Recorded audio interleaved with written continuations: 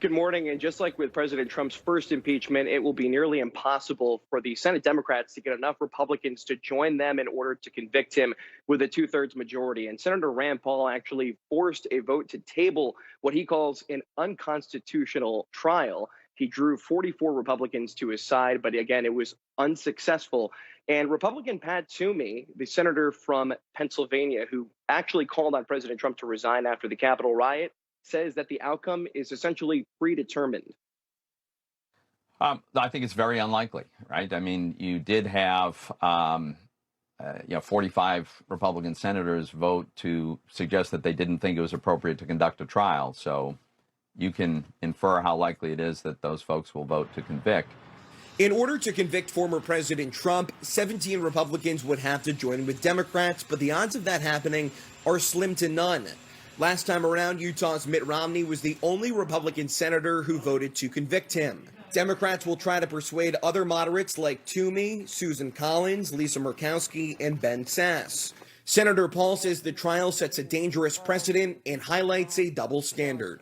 But I think if we're going to criminalize speech and somehow impeach everybody who says, oh, go fight to hear your voices heard, I mean, really, we ought to impeach Chuck Schumer then. I want to tell you, Gorsuch, I want to tell you, Kavanaugh, you have released the whirlwind, and you will pay the price.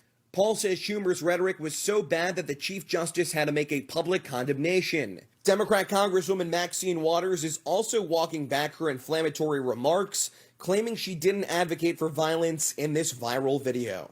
And if you see anybody from that cabinet in a restaurant, in a department store, at a gasoline station, you get out and you create a crowd. And you push back on them. And you tell them they're not welcome anymore, anywhere. Now compare that to what President Trump said that sparked this new impeachment trial.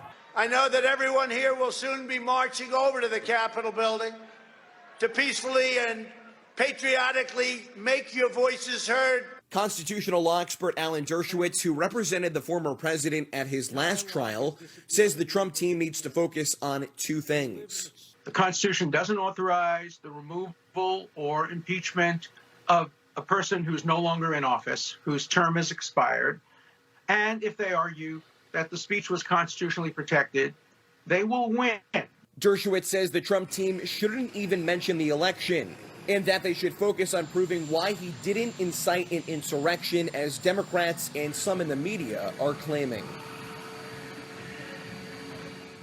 And the word here on Capitol Hill is that this could be a speedy trial and may wrap up as early as Friday. But even if the trial does move past Friday, there's no chance it'll be happening Friday night into Saturday night, because one of President Trump's attorneys, David Schoen, was granted a request by Senate Majority Leader Chuck Schumer to take the Jewish Sabbath off. So we'll see if the trial even gets to the weekend. But again, a lot to be determined. It all starts tomorrow. Back